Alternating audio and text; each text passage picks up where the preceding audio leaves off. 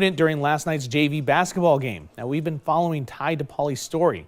He's a former Marist athlete turned coach and referee since the year he was diagnosed with a rare form of cancer. DePauli says he won't allow those challenges to impact how he lives his life on a daily basis. And with last night just being another example of that. KZI 9 News reporter Chris Lindsay has the story.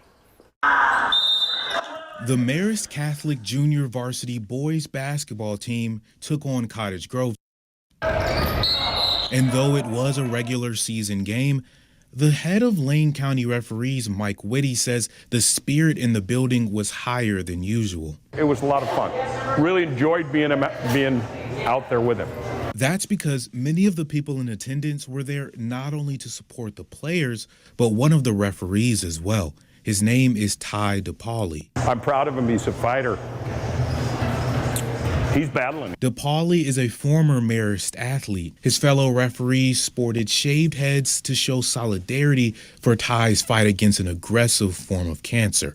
He spent the better part of 2 hours going up and down the court in front of the Marist community, which has essentially had his back since he was born. It's just the family I've still been a part of, and that's not going to stop. The type of cancer is Ewing sarcoma, and he was diagnosed in 2021.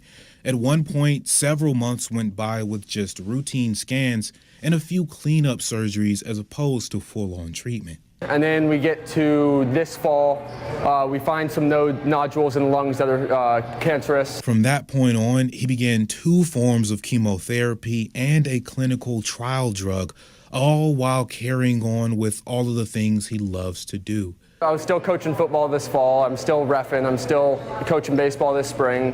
Still going on trips. I'm just living normally. And despite the constant obstacles, he remains positive, looking toward the future and taking things day by day. He says he hopes to take his talents to Oregon State University later on in his journey. Once we finish treatment, I'll go to college, major in English, and then go to the police academy. And he says others who find themselves in a similar situation should keep pushing forward as well. Try and live as normally as you can around the people that you were living with before. Reporting in Eugene, Chris Lindsay, KZI 9 News.